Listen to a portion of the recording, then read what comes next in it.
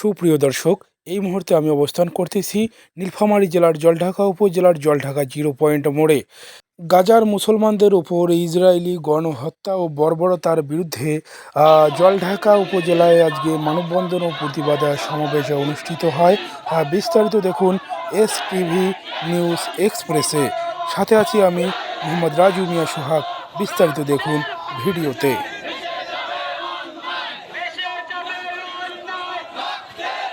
গাজায় মুসলমানদের উপর ইসরায়েলি গণহত্যার বিরুদ্ধে নীলফামারী জলঢাকায় বিক্ষোভ মিছিল, মানববন্ধন ও প্রতিবাদ সমাবেশ করেছে আহলে হাদিস আন্দোলন বাংলাদেশ ও যুব সংঘ এবং আন্তর্জাতিক মানবাধিকার সংস্থা আইনি সহায়তা কেন্দ্র আশোক ফাউন্ডেশন। আজ শুক্রবার বিকেলে বিক্ষোভ মিছিলটি বের হয়ে পৌর শহরের বিভিন্ন সড়ক পরিদর্শন করে স্থানীয় 0 পয়েন্ট মোড়ের সমাবেশে মিলিত হন বিক্ষুব্ধকারীরা।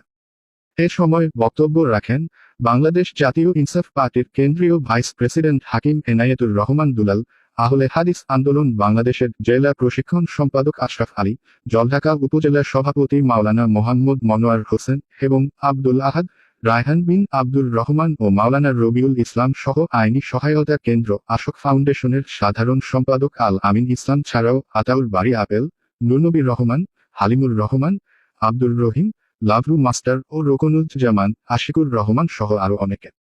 সমাবেশ থেকে গাজায় মুসলমানদের উপর ইসরায়েলি হত্যাযজ্ঞ বন্ধ করা না হলে সকল ধর্মপ্রাণ মুসলমান ঐক্যবদ্ধ হয়ে বৃহত্তর আন্দোলনের ঘোষণা দেন বক্তারা। আমরা আজকের এই প্রতিবাদ সমাবেশ থেকে আমরা শপথ গ্রহণ করব, ফিলিস্তিনিকে রক্ষা করা না পর্যন্ত আমরা আমাদের সংগ্রাম চালিয়ে যাব। আমরা জানি আমরা যদি এই সংগ্রামে অংশগ্রহণ করি, আমরা যদি বিজয় লাভ করি, আমরা গাজী হিসাবে আখিরাত আদালতে দাঁড়াবো ইনশাআল্লাহ।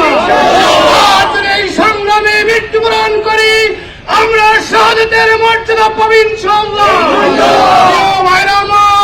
আমরা আজকে থেকে সংগ্রামে অংশগ্রহণ করেছি, আমাদের এই লড়াই চলবে চলবে যতক্ষণ পর্যন্ত ফিলিস্তিনকে আমরা মুক্ত করতে পারিনি।